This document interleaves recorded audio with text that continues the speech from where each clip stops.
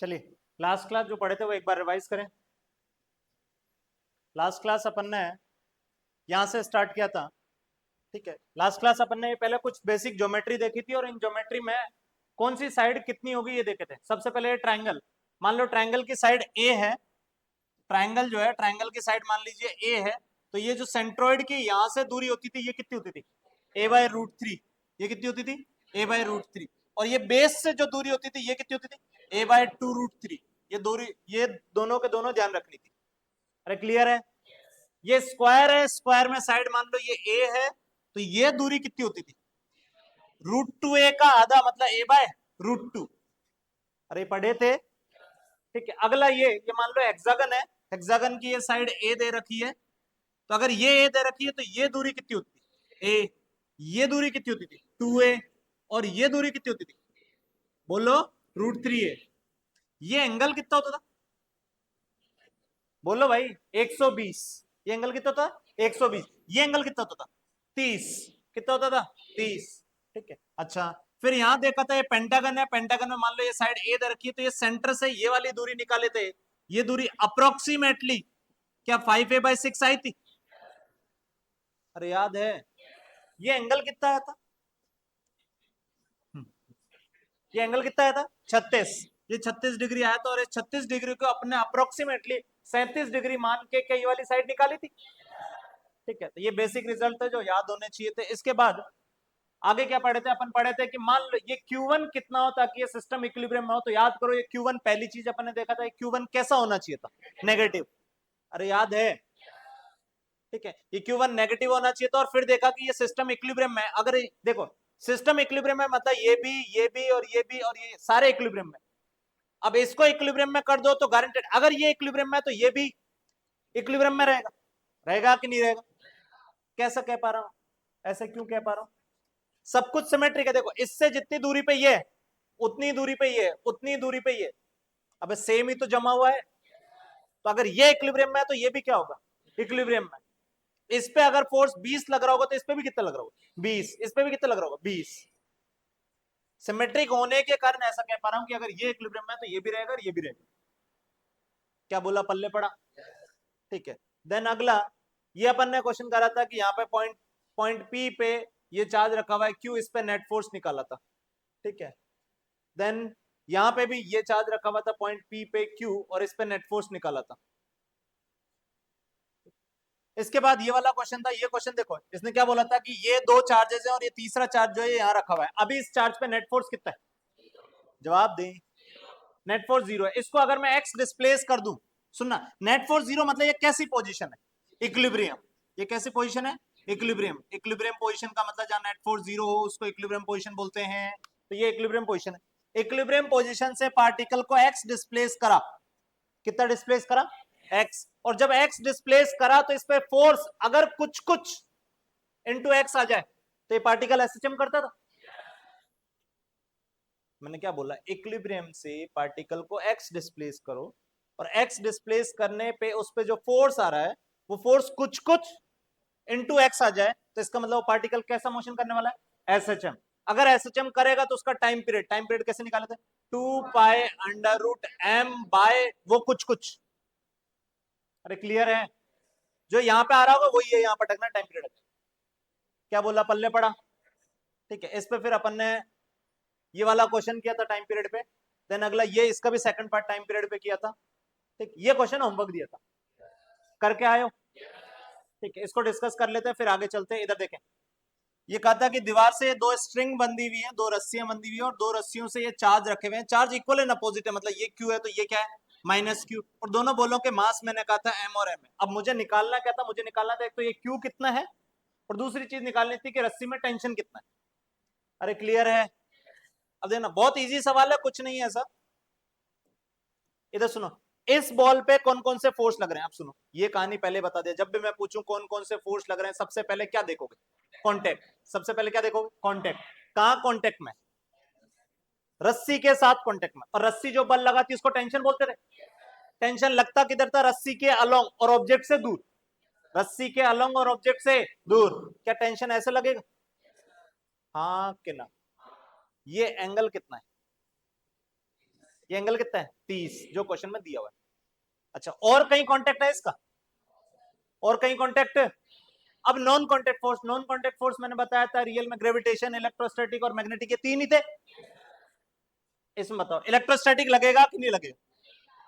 बताओ इस पे फोर्स इसके कारण, इस पे फोर्स इसके कारण क्या होगा, अट्रैक्टिव कि रिपल्सिव? बोलो, इधर की तरफ होगा, कितना होगा?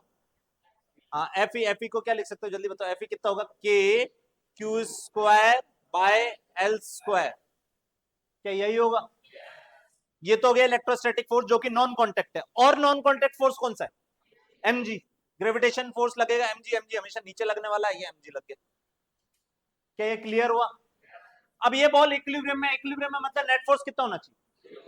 बोलो, नेट फोर्स जीरो होना, इसका मतलब देखो टी का ये कंपोनेंट एमजी को बैलेंस करेगा और टी का ये कंपोनेंट जो है ये एफ ई को बैलेंस करेगा। हाँ कि ना? टी का ये कंपोनेंट टी कॉस 30 किसके बराबर होगा? बोलो, एमजी के। और टी साइन 30 मतलब हॉरिजॉन्टल कंपोनेंट क्या एफ ई के बराबर होगा? ठीक है, अब मुझे निकालना क्या था? सबसे पहले तो मुझे निकालना तो क्यू और टेंशन, दो चीजें निकालनी, क्यू और टेंशन। क्यू और टेंशन तो देखना, एक मिनट इधर देखो, क्यू निकालना है तो क्या करें, क्यों करें, क्या करें? देखो इधर सुनो, इन दोनों को डिवाइड कर दो, इन दोनों क्या कर दूं? डिवाइड। जैसे डिवाइड करूंगा, देखना डिवाइड करूंगा, टी टी उड़ गया, ये क्या बन गया? कॉट 30। कॉट 30 मतलब टेन 30 का उल्टा। टेन 30 कितना? 1/√3, उल्टा मतलब √3, ये आ गया cot 30 is equal to m g, m दिया हुआ है, जी पता है, ठीक है, एफ ई के Q square by L square. क्या समझ में आया?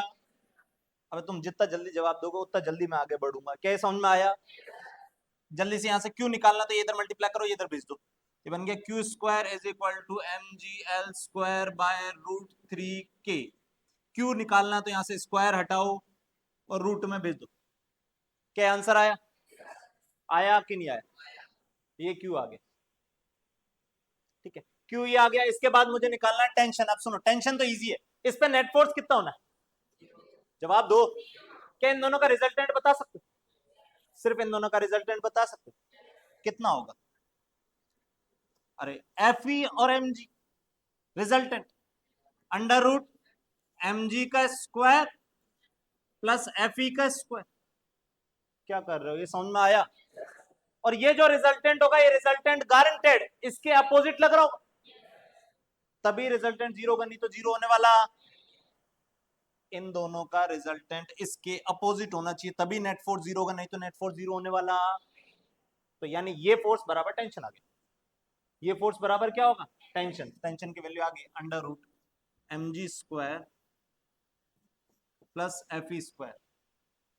F e square, f e में ये क्यू ये पटक देना, तो एफ ई स्क्वायर मतलब के क्यू स्क्वायर, क्यू स्क्वायर मतलब ये m g l square by 3 के स्क्वायर, के क्यू स्क्वायर पल्ले पड़ रहा बाय एल स्क्वायर। क्या कुछ गड़बड़ करा के? क्या?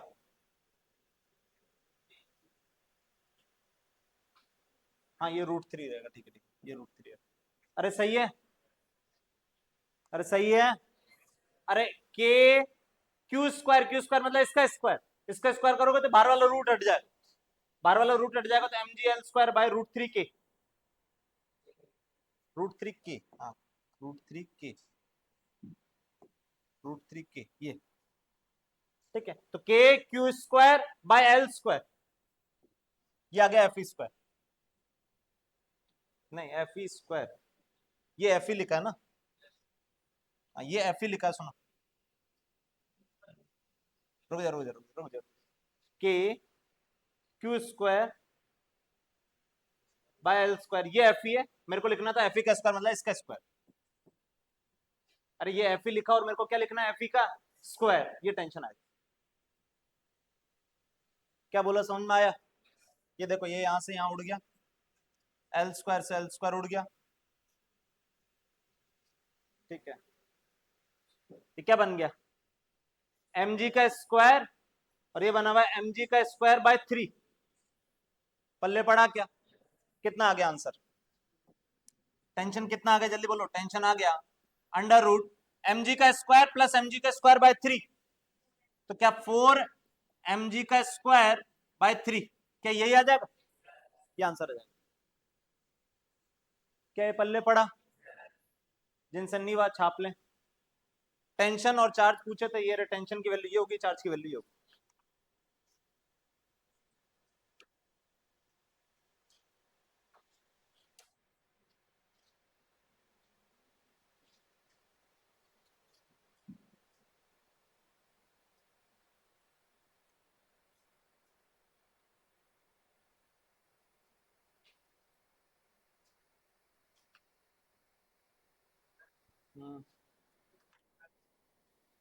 क्या निकाल सकते थे?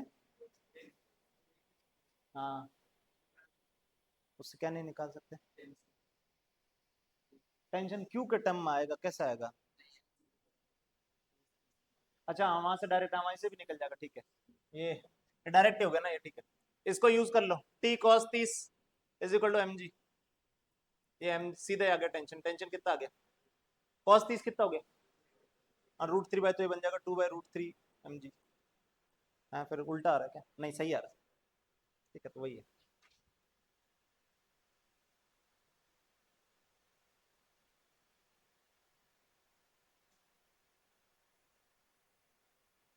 जल्दी करो।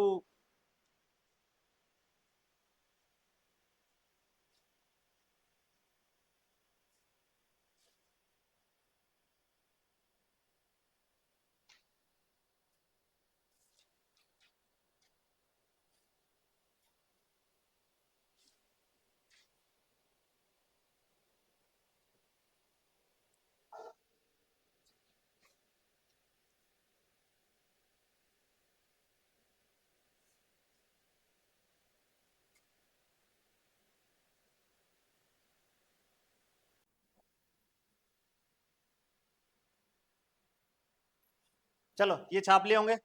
आगे बढ़ने से पहले मैं काइनेमेटिक्स की एक छोटी सी चीज बता रहा हूं, इधर देखो। काइनेमेटिक्स की एक छोटी सी चीज बता रहा हूं जो इस चैप्टर में काम आएगी, इधर देखें। मान लो एक आदमी, इधर सुनो, एक आदमी यहां से दौड़ना स्टार्ट कर रहा है। एक आदमी यहां से दौड़ना स्टार्ट कर रहा है, ठीक है। दौड़ते दौड़ते दौड़ते दौड़ते दौड़ते वो किसी टाइम पे ये एक्स दूरी कवर कर चुका है। दौड़ते दौड़ते दौड़ते किसी टाइम पे वो कितनी दूरी कवर कर चुका है? एक्स। आदमी यहां पहुंच गया, ठीक है। आदमी यहां पहुंच गया। अब मैं अगर यहां से लिखूं, एक मिनट सुनना, मैं क्या लिख रहा हूं? मैं लिख रहा हूं dx बाय dt। इसका मतलब क्या है, ध्यान से सुनना। dx by dt, dx by dt अगर ऐसा लिखा हो कुछ भी, d डब्बा बाय d डब्बा, इसके कितने मीनिंग होते थे? 3। ये डिफरेंशिएशन में पढ़ाया। d डब्बा बाय d डब्बा होते थे, इसके कितने मीनिंग होते थे? 3, ठीक है। पहला मीनिंग तो सिंपल सा ये कि ऊपर वाले डब्बे को, मान लो ऊपर वाला डब्बा ए है, नीचे वाला डब्बा बी है, तो ए को डिफरेंशिएट करो। डिफरेंशिएट करो किसके रेस्पेक्ट में? बी के रेस्पेक्ट में। दूसरा मीनिंग इसका होता था slope of tangent in a versus b graph. A versus b graph बनाओ तो उस ग्राफ में टेंजेंट का slope d a by d b हो, ठीक है। तीसरा ये होता था इसका meaning, rate of change of a with respect to b, ठीक है।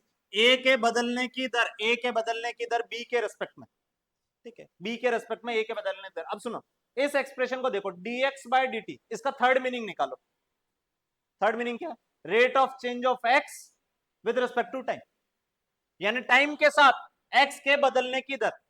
टाइम के साथ एक्स के बदलने की दर। अब सुनना, ये आदमी अगर तेज दौड़ रहा होगा तो एक्स के बदलने की दर ज्यादा होगी। अरे एक्स जल्दी जल्दी बदल रहा होगा। मैं क्या समझाना चाह रहा हूं, ये पल्ले पड़ा क्या?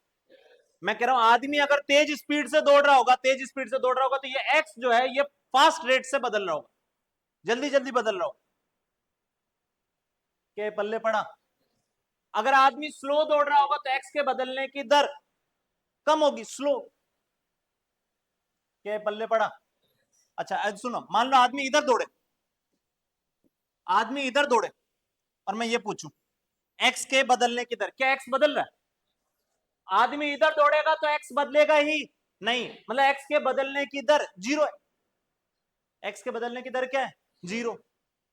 ठीक है, तो यानी ये चीज जो है ये बता रहा है कि आदमी की इधर की तरफ वेलोसिटी कितनी है। dx बाय dt जो है वो बता रहा है कि आदमी की x की तरफ वेलोसिटी कितनी है।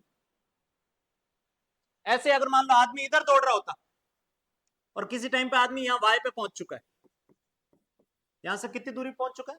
y पे, और मैं बोलूं dy by dt, dy by dt, dy by dt का मतलब y के बदलने की दर, y के बदलने की दर। अब सुनो, अगर मान लो आदमी की इधर स्पीड तेज होगी तो y ज्यादा रेट से बदलेगा, जल्दी जल्दी बदलेगा।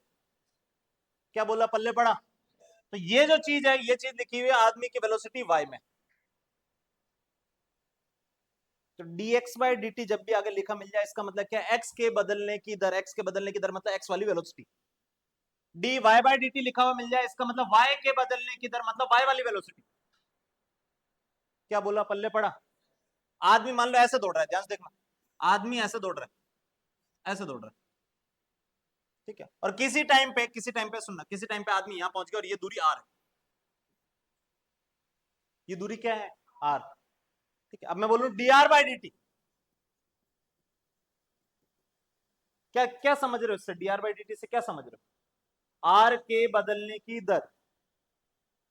अब सुनना, आदमी इधर दौड़ेगा तो r बदलेगा, और जितना इधर तेज दौड़ेगा उतना ही r तेजी से बढ़ेगा।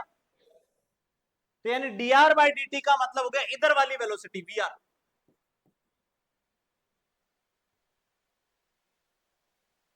क्या ये समझ में आया? कितनों को ये पल्ले पड़ा? कितनों को ये पल्ले पड़ा? कितनों को नहीं पल्ले पड़ा? कितनों को नहीं पल्ले पड़ा? अरे dx बाय dt मतलब x के बदलने की दर, x के बदलने की दर टाइम के रेस्पेक्ट में। तो जितना आदमी इधर तेज दौड़ेगा x उतनी ही जल्दी जल्दी बदलेगा। मतलब dx बाय dt जो है वो आदमी की इधर वाली स्पीड दिखा रहा है, इधर वाली वेलोसिटी कंपोनेंट दिखा रहा है। dy बाय dt जो है वो बता रहा है आदमी की इधर वाली वेलोसिटी कंपोनेंट। क्या बोला? पल्ले पड़ा? ऐसे dz बाय dt लिखू तो dz बाय dt मतलब आदमी का z कोऑर्डिनेट जल्दी जल्दी बदल रहा होगा, मतलब z वाली वेलोसिटी ज्यादा होगी। जितना z कोऑर्डिनेट जल्दी जल्दी बदलेगा मतलब z में उतना ही तेज दौड़ रहा है। क्या ये समझ में आ रहा? ठीक है, तो dz बाय dt हो जाएगा vz। क्या ये पॉइंट समझ में आया? अरे पॉइंट समझ में आया? ये अभी क्वेश्चन में, अगले क्वेश्चन में काम आएगा। अगर ये नहीं समझ में आया तो मैं और इजीली समझा सकता हूं, बताओ।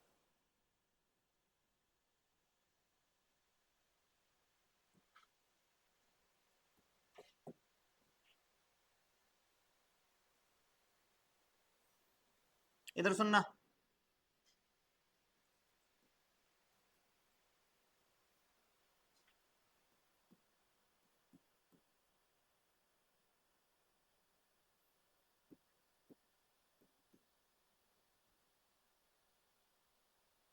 इधर देखें, दो पार्टिकल है, दो पार्टिकल है, ये इधर जा रहा है 2 मीटर पर सेकंड से, ये इधर जा रहा है 4 मीटर पर सेकंड से।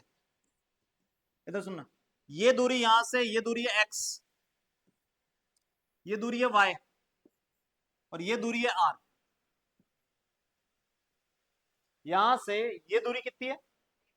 जवाब दो। ये b की दूरी कितनी है? और ये दोनों के बीच की दूरी कितनी है? r। अब सुनना, अगर मैं तुमसे बोलूं dx by dt, dx by dt, ध्यान से सुनो, मैं जवाब दूंगा, 1 मिनट, तुम्हें नहीं बोलना। dx बाय dt इसका मतलब क्या है? x के बदलने की दर। x कौन सी दूरी है? ये। अरे सही है। अभी बताओ, अगर ये वाला पार्टिकल इधर दौड़ता ही जाए क्या x चेंज होगा? क्या b के दौड़ने से x चेंज होगा? नहीं। x किसके दौड़ने से चेंज हो रहा है? एक। तो जितना x जितना ए तेज दौड़ेगा उतना एक्स जल्दी से चेंज होगा। क्या बोला, पल्ले पड़ा? तो dx बाई dt मतलब x के बदलने की दर, तो x के बदलने की दर जो होगी वो तो होगी va। क्या ये समझ में आया? मैं बोलूं dy by dt, dy by dt मतलब ये दूरी किस रेट से बदल रही है, तो भाई ये दूरी तो जितना b तेज दौड़ेगा उतनी ये ज्यादा रेट से बदलेगी। समझ में आ रहा क्या? तो यानी ये क्या लिखोगे, बोलो, vb। ये क्या लिखोगे, vb। क्या ये समझ में आया? अगला देखना, अगर मैं बोलूं dr बाई dt, अब dr बाई dt का मतलब क्या, ध्यान से देखो, dr by dt, dr by dt मतलब ये दोनों के बीच की दूरी किस रेट से चेंज होगी, दोनों के बीच की दूरी किस रेट से चेंज हो रही है, ध्यान सुनना, ये दूरी अगर सिर्फ ये दौड़े, सिर्फ ये दौड़े तो आर बढ़ेगा कि घटेगा? थोड़ा दिमाग लगाओ, मंद बुद्धि की तरह बैठे मत रहो, बोलो उल्टा सीधा कुछ तो बोलो। मैंने कहा सिर्फ ए दौड़े, बी रुका रहे, तो आर घटेगा। आर क्या होगा, सिर्फ बी दौड़े बढ़ेगा। इसका मतलब आर को बढ़ा कौन रहा है, बी के ए, बी। dr बाई dt मतलब आर के बदलने की दर, आर के बदलने की दर। अब सुनना, ये जो है ये तो बढ़ा रहा है आर को और ये आर को कम कर रहा है। क्या बोला, समझ में आया? तो इसको क्या लिखोगे, इसको लिखोगे vb माइनस वी। आर जो है वो दोनों पे ही डिपेंड करेगा, कौन बढ़ा रहा है तो बी बढ़ा रहा है, कौन घटा रहा है तो ए घटा रहा है, ये आ जाएगा। क्या ये समझ में आया? अरे क्या ये समझ में आया? अगर ये समझ में आया तो ये जवाब दें, एक मिनट इधर देखें।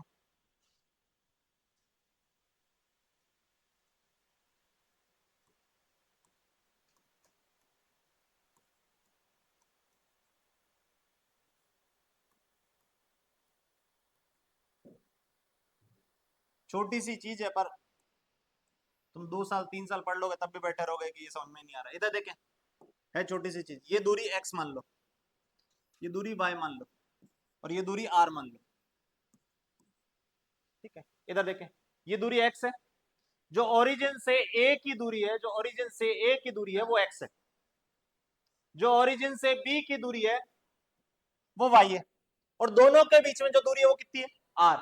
अब सुनना, मैं अगर तुमसे ये पूछूं dx by dt, dx by dt, पहले तो बताओ x किसके दौड़ने से चेंज होगा? अरे ये समझ में नहीं आएगा तो अगला क्वेश्चन समझ में नहीं आएगा। x किसके दौड़ने से चेंज होगा, a के। a के दौड़ने से x बढ़ रहा है कि घट रहा है, जवाब दो।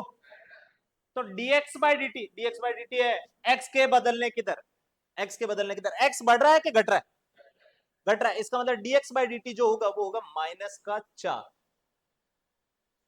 क्योंकि वो घटा रहा है x को। ये समझ में आया क्या? ये माइनस दिख रहा है, तुम्हें कैसा आना चाहिए, सुनो, dx क्या है, dx मतलब x final minus x initial, dx क्या है, x final minus x initial. अब सुनना, x final minus x initial शुरुआत में यहां है, थोड़ी देर बाद ये यहां पहुंच जाएगा, x फाइनल कम है, x इनिशियल ज्यादा था, हाँ कि ना? ये नेगेटिव टर्म, ये टर्म क्या है, नेगेटिव। टाइम तो चेंज हुआ तो पॉजिटिव है, तो नेगेटिव बाय पॉजिटिव करोगे, नेगेटिव आना चाहिए, तो जो कि -4 आ रहा है। क्या ये समझ में आया? अब मैं अगर तुमसे पूछूं dy by dt, dy by dt, खुद जवाब दो। dy बाय dt, पहले तो ये देखो y बढ़ रहा है कि घट रहा है, बोलो भाई, किसके दौड़ने से बढ़ रहा है, a के दौड़ने से y चेंज होने वाला है, तो सिर्फ ये b पे डिपेंड करे। अब वो पॉजिटिव आएगा कि नेगेटिव, तो देखो ना, dy मतलब y में चेंज, y बढ़ा है कि घटा है, बढ़ा है, तो ये पॉजिटिव है। ये समझ में आ रहा? तो ये पॉजिटिव आंसर आना चाहिए, पॉजिटिव मतलब कितना आएगा, बोलो, 3, ये आंसर 3 आएगा। क्या ये समझ में आ रहा? अगला मैं बोलूं dr by dt, dr by dt, अब सुनो, dr बाई dt, इधर देखो, अगर सिर्फ ये दौड़ता, तो आर, बोलो, सिर्फ ये दौड़ता तो आर घटता कि बढ़ता? आर तो बढ़ता। तो यानी ये दोनों ही आर को बढ़ा रहे। ये समझ में आ रहा? तो D R by D T कितना आएगा? 1 3 4 के 7, 7 ये आएगा 7।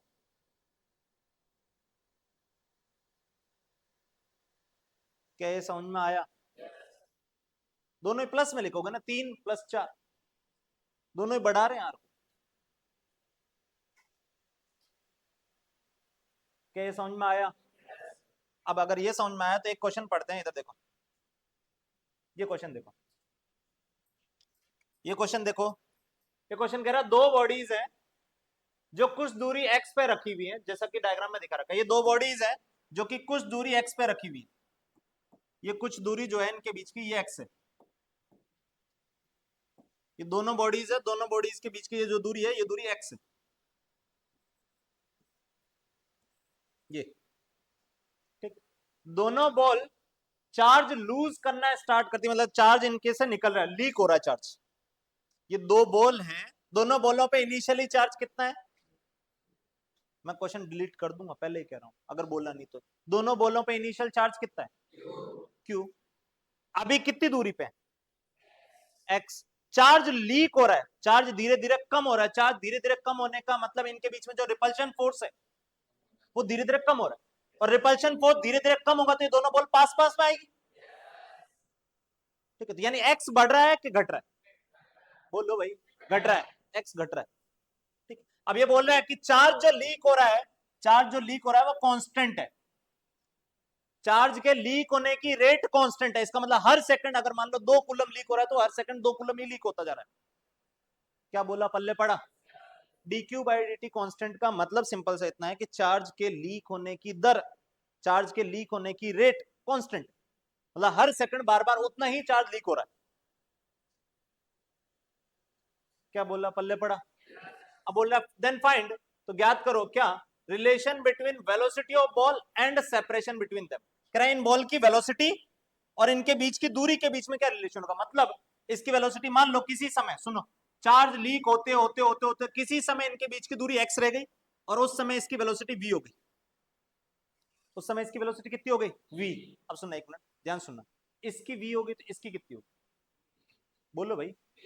दोनों दोनों बॉल सेम है, सेम मास, सेम चार्ज, सब कुछ सेम। यहां से छोड़े, लीक होना स्टार्ट हुए, लीक होते तो पास आ रहे हैं, पास आ रहे हैं, पास आ रहे हैं, पास आ रहे हैं, पास आ रहे हैं। किसी समय देखा ये दोनों के बीच की दूरी कितनी? बोलो भाई, x। अब अगर इसकी स्पीड v है तो इसकी भी कितनी होगी? v। दोनों सिमेट्रिकल, सेम पोजीशन से स्टार्ट हुए थे, सब कुछ सेम है, तो जब इसकी v होगी तो इसकी भी v होगी। क्या ये समझ में आ रहा? तो इसकी v है तो इसकी भी v होगी। अब मुझे पूछ रहा है ये v और x के बीच में रिलेशन, मुझे पूछ रहा है v और x के बीच में रिलेशन। अब सुनना, ये बताओ किसी भी समय इस चार्ज पे कौन कौन से फोर्स लग रहे होंगे? किसी भी समय इस चार्ज पे कौन कौन से फोर्स लग रहे होंगे, जल्दी बताओ। बताओ, सबसे पहले कांटेक्ट, बोलो भाई, टेंशन, टेंशन, और बोलो भाई, इलेक्ट्रोस्टैटिक। अब ये टेंशन, कांटेक्ट फोर्स एक ही है, नॉन कांटेक्ट फोर्स एक, इलेक्ट्रोस्टैटिक हो गया Fe, और एक mg।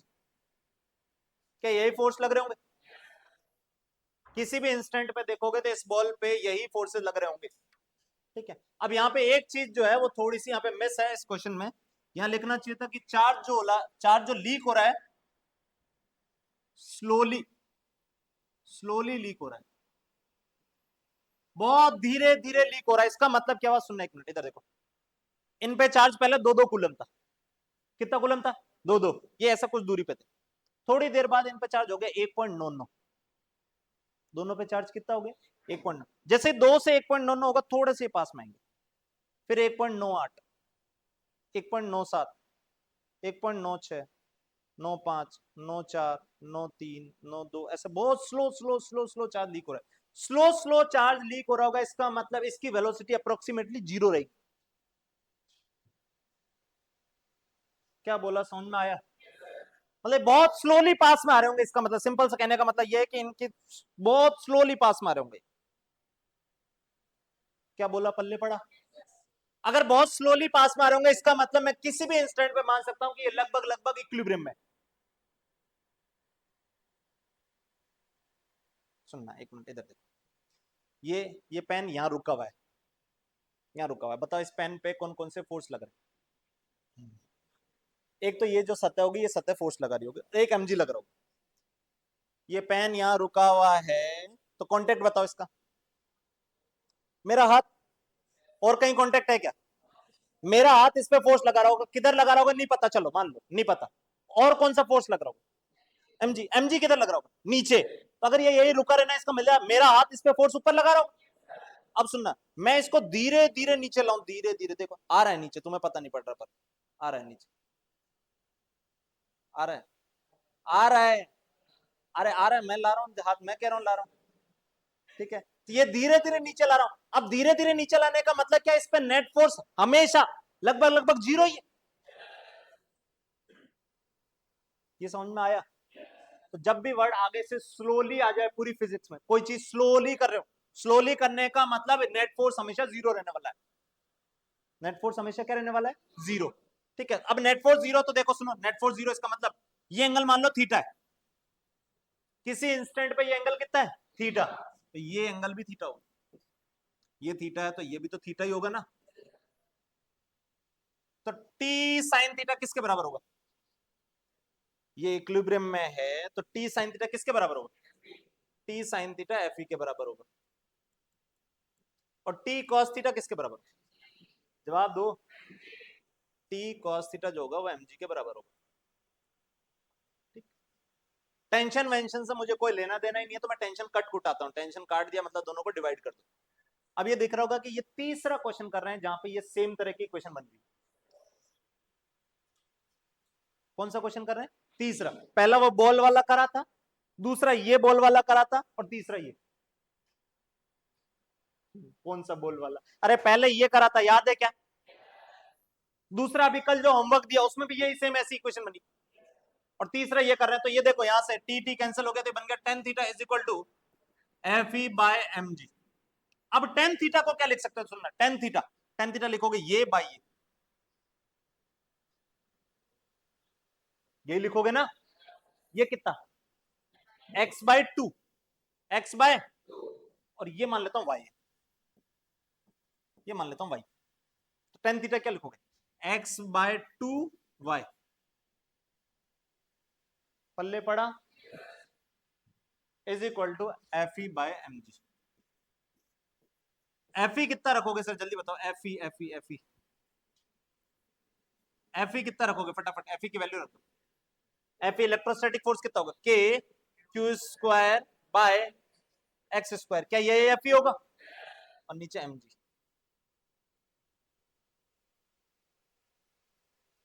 ये समझ में आया?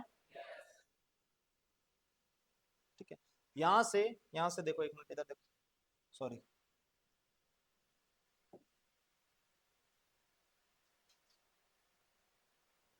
चलो एक मिनट इतना छाप। अब रुक जाओ एक मिनट, क्या करोगे? सुनना एक मिनट, मेरे को किस किस को रिलेट करना है खुद करोगे, इसके बाद का किस किस को रिलेट करना है? वी और दोनों के बीच में रिलेशन। अब वी कहां से लाओगे? यहां तो वी कहीं आ ही नहीं रहा, वी तो कहीं आ ही नहीं रहा, तो वी के लिए क्या करोगे? सुनो, मैं बोलूं dx by D T, dx by D T मतलब एक्स के बदलने की दर, एक्स के बदलने की दर, जल्दी बताओ, एक्स बढ़ रहा है कि घट रहा है? जवाब दो। घट रहा है। कौन? ये घटा रहा है, ये घटा रहा है कि दोनों घटा रहे?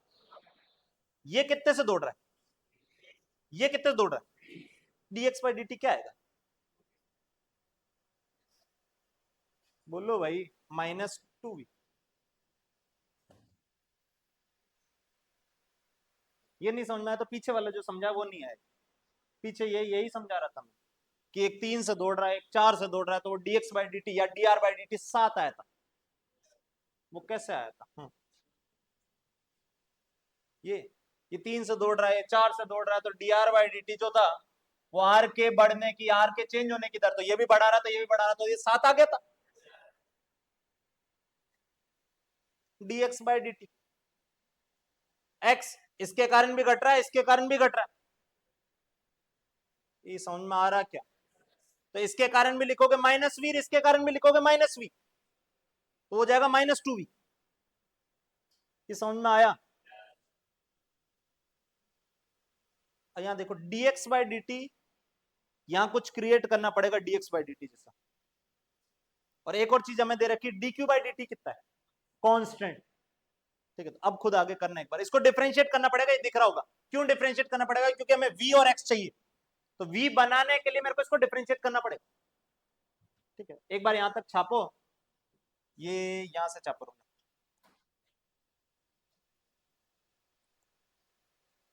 इसमें ये छाप लिया, एक बार इसको छाप लो जल्दी से।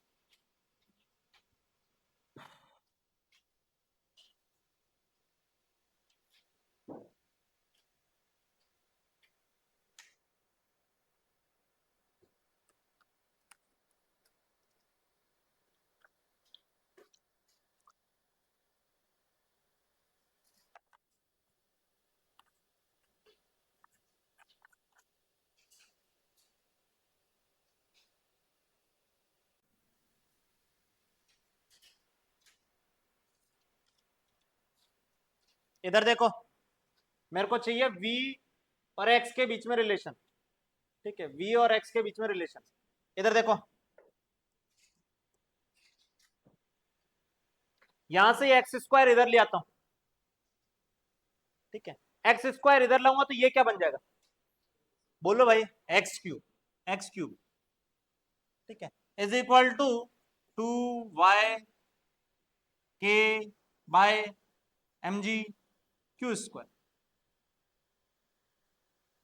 अरे सही है। अब सुनो, यहां से दिख रहा होगा कि एक्स क्यूब किसके प्रोपोर्शनल है, क्यू स्क्वायर के। किसके प्रोपोर्शनल है, क्यू स्क्वायर।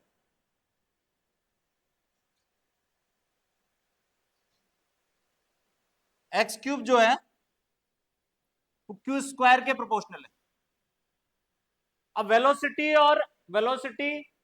और एक्स के बीच में रिलेशन चाहिए, वेलोसिटी और एक्स के बीच में रिलेशन चाहिए। इसको डिफरेंशिएट करता हूं, देखो इसको डिफरेंशिएट करो, क्या बनेगा, 3x स्क्वायर। टाइम के रेस्पेक्ट में डिफरेंशिएट करो, किसके रेस्पेक्ट में, टाइम के। तो देखो 3x स्क्वायर बनेगा dx बाई dt। क्या टाइम के रेस्पेक्ट में डिफरेंशिएशन ऐसा ही होगा? ठीक है, इज प्रोपोर्शनल टू, इसका डिफरेंशिएशन टाइम के रेस्पेक्ट में 2q dq बाई dt। अब ये चीज क्वेश्चन में क्या दी है, कांस्टेंट। अरे dq बाई dt क्वेश्चन में क्या दिया हुआ है, कांस्टेंट। ये चीज कांस्टेंट दी हुई। अच्छा, ये dx बाई dt, बोलो 2v माइनस का 2v, बोलो भाई, ये बन गया 2v माइनस का 2v, मतलब ये बन गया -3x square into 2v is proportional to 2q into constant.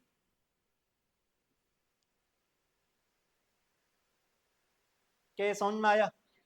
अब v प्रोपोर्शनल टू क्या आ गया, देखना, v प्रोपोर्शनल टू कांस्टेंट वांस्टेंट सब हटाओ, मेरे को प्रोपोर्शनल बताना है सिर्फ, किसके प्रोपोर्शनल है। तो देखो v प्रोपोर्शनल टू, यहां ये कांस्टेंट इनको कांस्टेंट ही रहने दो, ऊपर बना q और नीचे बना एक्स स्क्वायर। क्या पल्ले पड़ा? अब देना v is proportional to q by x square. मुझे क्या चाहिए था, v और x के बीच में रिलेशन। मुझे किस किस के बीच में रिलेशन चाहिए था, v और x का, यानी ये q भी हटाना पड़ेगा। q क्या रख सकता हूं x के टर्म में, q क्या रख सकता हूं x के टर्म में, यहां से देखो ना, q क्या रख सकता हूं x के टर्म में, q is proportional to x की पावर 3/2। क्या पल्ले पड़ा? ये q भी हटाना पड़ेगा, q भी चेंज हो रहा है। मुझे v और x के बीच में रिलेशन चाहिए, तो ये हटाना पड़ेगा। ये हटाना है तो मैंने क्या करा, q को रख दिया x की पावर 3/2 के प्रोपोर्शनल, मतलब यहां से बन गया v is proportional to x की पावर 3/2 अपॉन एक्स स्क्वायर।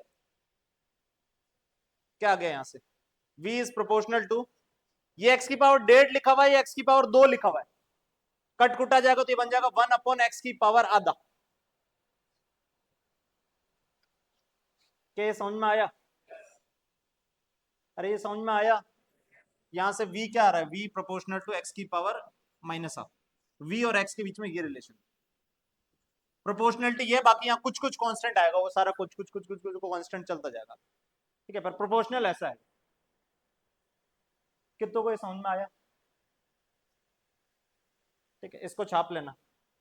ये क्वेश्चन आया हुआ है, ये क्वेश्चन नीट और जेई दोनों में आया हुआ है ये क्वेश्चन, ठीक। 2-3 बार रिपीट हो चुका है, 2 बार शायद जेई में और 1 बार नीट में।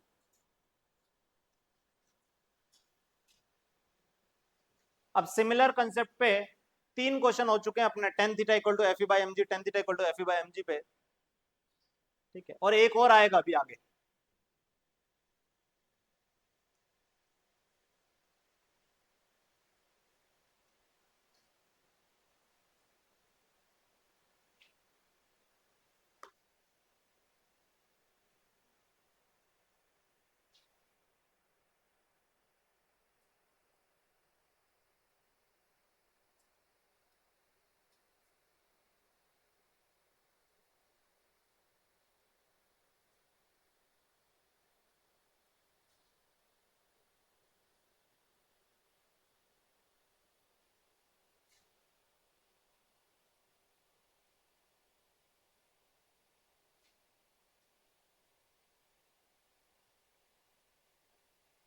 लगभग कांस्टेंट रहेगा, ये कंडीशन यहाँ पे थोड़ा सा मतलब ऐसे ही एग्जाम में ऐसे ही लिखा हुआ है, पर यहाँ पे और साथ में लिखा होना चाहिए था कि एल जो है वो बहुत बड़ा है कंपेयर टू एक्स, ठीक है। तो वाई कांस्टेंट रहेगा। जैसे मान ले रस्सी 10 मीटर की, रस्सी कितने मीटर की? 10, ठीक है। और उसको ऐसे 5 डिग्री घुमा दे, ठीक है, ऐसे, ठीक है। तो 5 डिग्री से ये जब नीचे आएंगी तो वाई लगभग लगभग कांस्टेंट रहेगा। पेंडुलम क्लॉक को 5 डिग्री ऐसे ऊपर घुमा और छोड़ दे तो वो वाई लगभग लगभग उसी लेवल पे रहने वाला है। एक्स बहुत ज्यादा चेंज होगा पर वाई में चेंज होने वाला नहीं है, इसलिए वाई लगभग कांस्टेंट ही माने।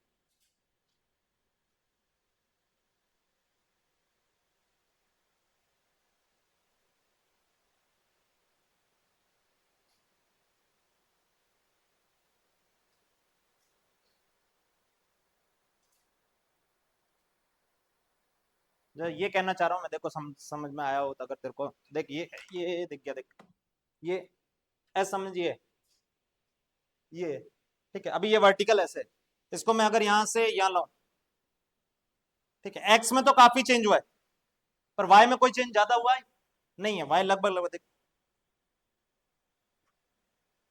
क्या बोला, समझ में आया? मैं ये वाई को कांस्टेंट मान रहा हूँ, वाई को कांस्टेंट नहीं मानूंगा तो ये और कॉम्प्लिकेट हो जाएगा कि यहाँ पे वाई भी वेरिएबल बन जाएगा।